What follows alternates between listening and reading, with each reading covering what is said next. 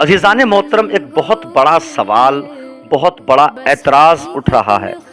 وہ یہ کہ اگر یہ لوگ چاہتے، جو تماشائی بنے ہوئے تھے، جو لوناوالا میں حادثہ ہوا، مولانا سلمان صاحب کی فیملی کے 5 ممبر ڈوبنے سے مارے گئے، یہ لوگ جتنے بھی وہاں پر کھڑے ہوئے ہیں، جو تماشائی بنے ہوئے ہیں، جو مہیلائیں، جو آدمی وہاں پر موجود ہیں، اگر چاہتے تو یہ سب کے سب ان کو بچا سکتے تھے، ایک کی بھی جان نہیں جاتی، سب کی زندگی بچ جاتی، بس تھوڑی بہت چوٹ آتی، تھوڑا بہت حادثہ ہوتا، لیکن کسی کی زندگی ختم نہیں ہوتی۔ یہ میں نہیں کہہ رہا ہوں، یہ اعتراضاً باتیں کہی جا رہی ہیں۔ اچھا، کسی نے کہی ہیں، بہت لوگوں نے کہی ہیں، میں کسی کا نام نہیں لینا چاہتا۔ اس میں یہ اعتراض کرتے ہوئے دعویٰ کیا جا رہا ہے کہ جو وہاں پر آدمی اور عورتیں موجود تھیں، لڑکیاں موجود تھیں، وہ اگر دماغ لگاتی تو ان سب کی زندگی بچائی جا سکتی تھی۔ وہ کیسے، کس دماغ کو لگانے کی بات کر رہے ہیں؟ وہ یہ کہ ان کے پاس میں، سبھی لڑکیوں کے پاس میں دوپٹے موجود تھے، سر پر اوڑھنے والی چندریاں موجود تھیں۔ اگر وہ چاہتی تو رسی کے مانند، رسی کی طرح اپنے دوپٹوں کو ایک کے ساتھ میں ایک جوڑ کر کے وہاں تک پہنچا سکتی تھے، اور پھر انہی دوپٹوں کے ذریعے ان کی زندگی بچائی جا سکتی تھی۔ مرد حضرات اپنے اپنے کپڑے اتار کر، اور اگر ان کی زندگی کے لیے ان کو برہنہ بھی ہونا پڑتا، ننگا بھی ہونا پڑتا، تو یہ کوئی گناہ کی بات نہیں تھی، ان کو بچایا جا سکتا تھا۔ عزیزو، میں آپ کو بتا دوں، اعتراض صحیح ہے، طریقہ بھی ٹھیک ہے،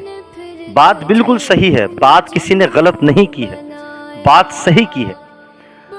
کہ اگر کہیں پر ایسا معاملہ آ جائے کہ زندگی بچانے کی وجہ سے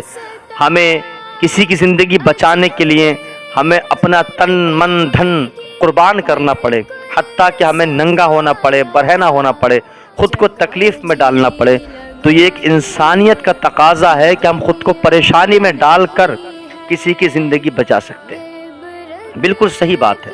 کہ اگر وہاں کے مرد و زن دماغ لگاتے، ذہن سے کام کرتے،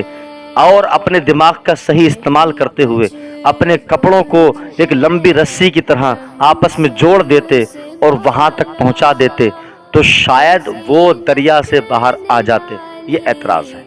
لیکن اب میں ذرا اس اعتراض کا رد کر دیتا ہوں۔ میں نے یہ نہیں کہا کہ اعتراض غلط ہے، لیکن یہ جو بات لوگوں کے ذہن میں بیٹھی ہوئی ہے کہ بچایا جا سکتا تھا، میں آپ کے سامنے قرآن پاک کی ایک آیت پڑھ رہا ہوں۔ اللہ رب العزت فرماتا ہے، اینما تکونوا یدرککم الموت ولو کنتم فی بروج مشیدہ۔ اللہ فرماتا ہے کہ تم ہزاروں تدبیریں، ہزاروں ترکیبیں اپنا لو، تم جتنے چاہے اتنے جتن کر لو، جتنی چاہے اتنی کوششیں کر لو، لیکن جب اللہ کسی کی موت کا وقت مقرر کر دیتا ہے تو اس کی موت کا وقت وہ ٹلتا نہیں ہے، اسی وقت میں اس کو موت آ کر کے ہی رہتی ہے۔ بندہ کتنی بھی کوشش کر لے، جہاں چاہے وہاں چھپ جائے، جہاں چاہے بھاگ جائے، جتنے اونچے پہاڑ پر چاہے چڑھ جائے، لیکن جب اللہ رب العزت اپنے تمام فرشتوں میں سے جو ایک فرشتے کو چنا ہے، جس کو ملک الموت حضرت عزرائیل علیہ السلام کہتے ہیں، جب ان کو حکم فرما دیتا ہے کہ جاؤ اتنے لوگوں کی روح قبض کر کے لے کے آؤ، تو پھر وہ اللہ کے حکم کی نافرمانی نہیں کرتے، اور ایک منٹ کو چھوڑو، ایک لمحہ بھی آگے پیچھے نہیں کرتے۔ جو وقت مقررہ ہے، اسی وقت مقررہ پر اس شخص کی روح نکال کر لے جاتے ہیں جس کے لیے اللہ کا حکم ہوتا ہے، چاہے وہ ایک انسان کی بات ہو، یا 1000 کی بات ہو، یا کروڑوں کی بات ہو۔ فرشتہ ایک ایسی چیز کا نام ہے، ایسی قوت کا نام ہے، اور جو یہ ملائکہ ہیں، ان کے پاس میں اللہ رب العزت نے وہ قوت عطا کی ہے کہ یہ کسی بھی کام کو کرنے میں نہ دیر لگا سکتے ہیں، نہ دیر ہو سکتی ہے۔ اور جہاں رہی ملک الموت کی بات، تو کروڑوں لوگوں کی یہ ایک ہی لمحے میں، ایک ہی وقت میں روح نکال سکتے ہیں۔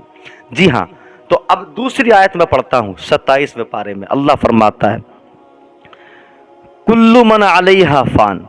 ویبقا وجہ ربک ذو الجلال والاکرام۔ ہر چیز کو فنا ہونا ہے، سب کچھ ختم ہونا ہے، یہ دنیا مٹ جائے گی، سب کچھ فنا ہو جائے گا، باقی رہنے والی ذات اللہ کی ہے۔ جب سب کچھ ختم ہی ہونا ہے اور سب کچھ اللہ کے ہی حکم سے ہو رہا ہے تو بندے اس میں کچھ نہیں کر سکتے۔ میں یہ سمجھتا ہوں کہ اگر کوئی ایک ایسا امیر انسان جو دنیا کا سب سے بڑا امیر ہو، وہ مریض بن کے کسی ہاسپٹل میں جائے، ڈاکٹروں سے یہ کہے ساری دولت تمہارے نام کرتا ہوں، بس میں مرنا نہیں چاہیے، بس میری زندگی بچ جانی چاہیے، تو جب تک علاج ڈاکٹر لوگ کر رہے ہیں، پیسہ بن رہا ہے، لیکن جب موت کا وقت آتا ہے نا تو وہ بھی ہاتھ جوڑ کے کھڑے ہو جاتے ہیں، اور جب بندے کی موت ہوتی ہے نا بولتے آئی ایم سوری، ہم انسان کو یعنی کہ اس مریض کو بچا نہیں سکے۔ تو وہاں پیسہ بھی کام نہیں آتا، وہاں دماغ بھی کام نہیں آتا، جہاں اللہ رب العزت کا حکم نازل ہو جاتا ہے۔ اس لیے یہ اعتراض، یہ سوالات میری نظر میں فضول ہیں۔